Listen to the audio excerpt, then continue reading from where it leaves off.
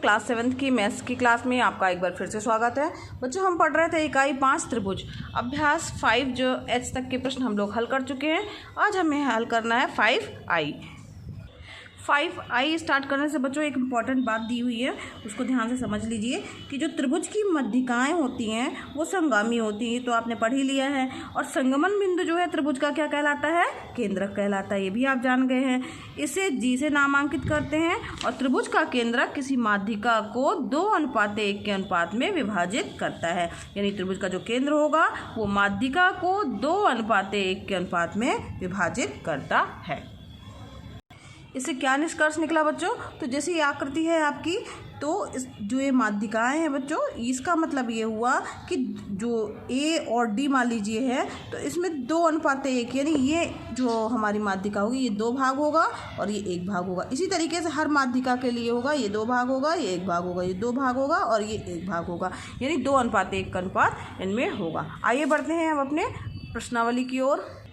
पहला क्वेश्चन है बच्चों अभ्यास 5i का। समकोण त्रिभुज ABC में कोण B समकोण है। AB बराबर 3 सेंटीमीटर, BC बराबर 4 सेंटीमीटर। इस त्रिभुज की रचना कर इसका केंद्रक ज्ञात कीजिए। तो इसका हमें क्या ज्ञात करना है? केंद्रक ज्ञात करना है। आइए देखते हैं इस प्रश्न को कैसे हल करेंगे।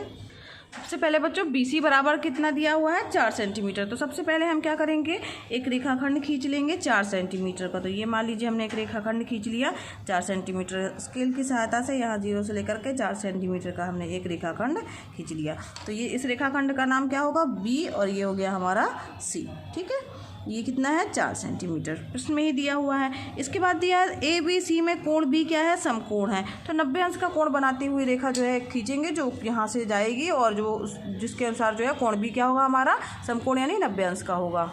ये बच्चों एक 90 अंश का बनाती हुई रेखा है, जो कि क्या कहते हैं 90 अंश का कोण बना रही है रेखा बच्चों। तो ये कोण B कितना है हमारा? 90 अंश है। ठीक है, तो अब इसके बाद दिया है कि AB बराबर 3 सेंटीमीटर। तो यानी इसका मतलब है यहाँ पे कोई बिंदु A होगा जहाँ पर उसका नाप हमें कितना लेना है? 3 सेंटीमीटर। तो स्केल की सहायता से आप जो है 3 सेंटीमीटर का चाप भी लगा सकते हैं या निशान भी लगा सकते हैं। तो हमने यहाँ पर 3 सेंटीमीटर का जो है वो चाप लगाया बच्चों, या निशान लगा लिया हमने। ये यहाँ पर 3 सेंटीमीटर है, यानी ये पॉइंट क्या होगा हमारा? A बिंदु होगा। तो A भी मिल गया, B भी मिल गया, C भी मिल गया। अब A से जो है वो C को हमने क्या किया? मिला दिया। A से C को मिला दिया। तो इस प्रकार से हमारे पास त्रिभुज ABC की रचना हो गई। ठीक, अब रचना तो हमने कर ली बच्चों। इसके बाद प्रश्न में दिया है कि इसका केंद्रक ज्ञात करना है। तो केंद्रक ज्ञात करने के लिए अब हम क्या करेंगे कि जो हमारे पास ये जो रेखा, ये 3 सेंटीमीटर है, ठीक है। तो अब हमें क्या करना है बच्चों कि जो ये हमारे पास में प्राप्त हुई रेखाएं हैं, इनका मध्य बिंदु ज्ञात करना है और मध्य बिंदु को सामने वाले शीर्ष से मिला देना है। तो चूंकि ये 4 सेंटीमीटर है, इसका मध्य बिंदु कितना आएगा? 2 सेंटीमीटर पे आएगा। तो यहाँ पर हम मध्य बिंदु का निशान लगा लेंगे। ये 2 सेंटीमीटर पे ये इसका मध्य बिंदु प्राप्त हो गया हमें। इसी तरीके से यहाँ से इसको नापेंगे बच्चों। ये 5 सेंटीमीटर, इसका मध्य बिंदु 2.5 सेंटीमीटर पे आएगा, ये हमने निशान लगा लिया। और ये 3 सेंटीमीटर है, तो इसका मध्य बिंदु आएगा 1.5 सेंटीमीटर पे, ये हमने निशान लगा दिया। अब शीर्ष से इनको मिला देंगे, सामने वाली भुजा के शीर्ष से हम इसको मिलाएंगे। तो इस तरीके से जो प्राप्त होंगी रेखाएं जहाँ पर काटेंगी वो उसका क्या कहलाएगा? त्रिभुज का केंद्रक कहलाएगा। ठीक है, तो यहाँ पर हमने इसको, समझ में आ रहा है बच्चों किस तरीके से मिलाया जा रहा है? आपको इसी तरीके से अपनी कॉपी में करना है। तो ये जो हमारे पास बिंदु प्राप्त हुआ ये क्या है? त्रिभुज का केंद्रक है, जिसको क्या नाम दे दिया? जी। ठीक है, तो ये इस प्रकार से हम त्रिभुज का केंद्रक हम लोगों ने ज्ञात कर लिया। और समकोण त्रिभुज जो है वो ABC का केंद्रक जो है वो G है। तो इसकी इसी तरीके से, जिस तरीके से बच्चों हम लोगों ने किया है, वही इसके रचना के चरण में आपको लिखना है। रचना के चरण उसी तरीके से लिखना है। तो सबसे पहले हमने क्या किया है कि सर्वप्रथम 4 सेंटीमीटर लंबाई का रेखाखंड BC खींचा। ठीक है, BC हमने खींचा था ना। इसके बाद फिर हमने क्या किया था कि रेखाखंड B के मध्य बिंदु पर समकोण बनाती हुई एक रेखा खींचेंगे। तो B से समकोण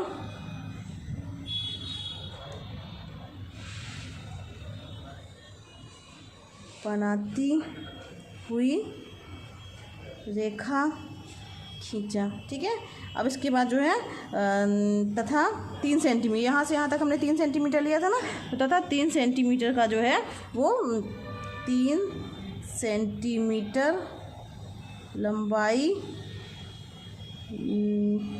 नाप कर बिंदु ए अंकित किया। ठीक है, ये किया था ना हम लोगों ने, बिंदु ए अंकित किया था। 3 सेंटीमीटर यहाँ से यहाँ तक की लंबाई नापी थी। इसके बाद हम लोगों ने क्या किया था बच्चों, AC को मिला दिया था, तो AC को मिलाया। ठीक है, अब मिलाने के बाद क्या किया था कि अब AC जब मिल गया था तब सबके मध्य बिंदुओं को जो है वो मिलाती हुई रेखा खींची थी। यहाँ पर बच्चों जो मध्य बिंदु हैं इनका भी नामांकन आप कर दीजिएगा। तो यहाँ पर जैसे मान लीजिए E दे देते हैं हम इसको। ठीक, यहाँ पे F हो गया है, और ये A B C और D, यहाँ ये वाला बिंदु हमारा D हो गया। तो यही हमें लिख देना है कि AB BC तथा AC के मध्य बिंदु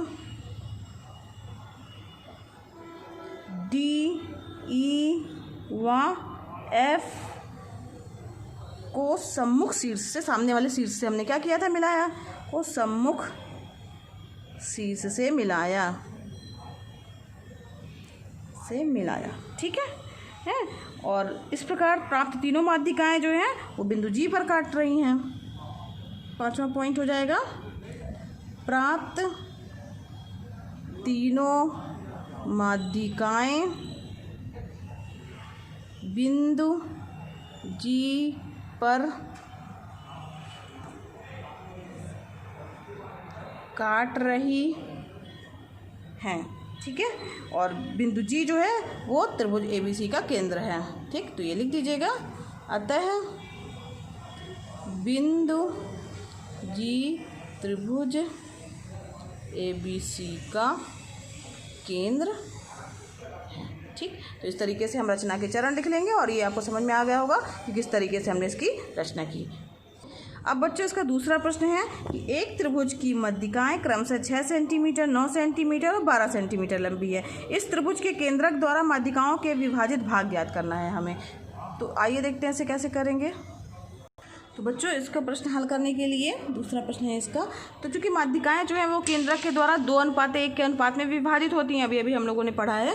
तो यही आप लिख दीजिएगा, चूँकि माध्यिकाएं केंद्रक के द्वारा 2:1 के अनुपात में विभाजित होती हैं,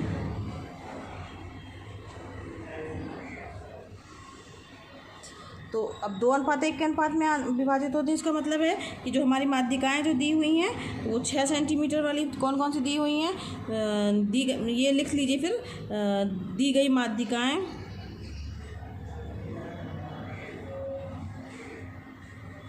6 सेंटीमीटर, 9 सेंटीमीटर व 12 सेंटीमीटर भी केंद्रक द्वारा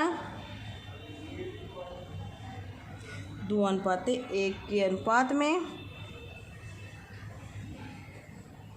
विभाजित होंगी। अब 2:1 के अनुपात में विभाजित होंगी, तो अगर 6 सेंटीमीटर लंबा है, लंबाई की माध्यिका है,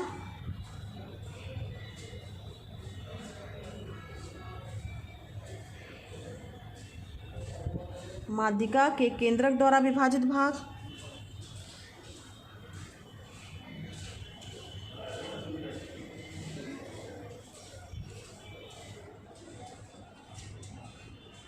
विभाजित एक भाग, तो इसका एक भाग कितना होगा, यहाँ पे 1 लिख दीजिएगा। एक भाग बराबर क्या हो जाएगा, 6 का 2/3। ठीक है, 2/3 हो जाएगा। तो 6 का 2/3 मतलब 6 गुणे 2/3 बराबर क्या हो जाएगा, ये 3 एकम 3, 3 दूनी 6 बराबर क्या हो गया, 4 सेंटीमीटर। ठीक है। और दूसरा भाग जो है, ये पहला भाग तो 4 सेंटीमीटर हो गया, और दूसरा भाग क्या होगा, इसका 2 गुना होगा। 2 गुना मतलब क्या हो जाएगा, ये 4 सेंटीमीटर हो गया, तो दूसरा भाग क्या हो जाएगा, 2 गुना नहीं सॉरी आधा होगा, आधा हो जाएगा। इसका मतलब क्या हो जाएगा, अब एक भाग यानी दूसरा भाग हमने निकाल लिया। ठीक, तो ये 4 सेंटीमीटर हो गया, तो इसका दूसरा पहला भाग जो है वो 4 सेंटीमीटर हो गया, और एक भाग क्या हो जाएगा, 1/3 है ना। तो 1/3 हो जाएगा, मतलब 6 का 1/3 यानी 6 गुणे 1/3, 3 एकम 3, 3 दूनी 6 यानी 2 सेंटीमीटर। ठीक है, समझ में आया। इसी तरीके से बच्चों इसी 9 सेंटीमीटर और 12 सेंटीमीटर के लिए भी आपको निकाल लेना है। ठीक, तो बस यहाँ पर 6 की जगह यहाँ पर आप क्या लिखिएगा 9 सेंटीमीटर और इसके बाद फिर 12 सेंटीमीटर। ठीक है, और बाकी इसी तरीके से 2/3 यहाँ पे 9 का 9 गुणे 2/3 हो जाएगा और 9 गुणे 1/3 हो जाएगा। और इसी तरीके से 12 सेंटीमीटर के लिए भी क्या हो जाएगा 12 गुणे 2/3 और 12 गुणे 1/3 हो जाएगा। तो बच्चों आज के लिए बस इतना ही। इसके आगे का शेष भाग जो है वो आप स्वयं कर लीजिएगा जिस तरीके से समझाया गया है। तो आज ये हमारा अभ्यास 5I जो है वो कंप्लीट हो गया है। और बच्चों अगर पढ़ाना पसंद आ रहा हो तो वीडियो को लाइक कीजिए। अगर अभी तक आपने मेरे चैनल को सब्सक्राइब नहीं किया है तो सब्सक्राइब कीजिए। साथ ही बच्चों बेल आइकन भी दबा दीजिएगा ताकि आपको नए वीडियो के नोटिफिकेशन मिलते रहें। और दूसरे बच्चों को शेयर भी कीजिए क्योंकि ये वीडियो क्लासेस एकदम निःशुल्क है। आप भी इसका लाभ लीजिए और दूसरे बच्चों को भी प्रेरित कीजिए। मिलते हैं बच्चों नेक्स्ट वीडियो क्लास में।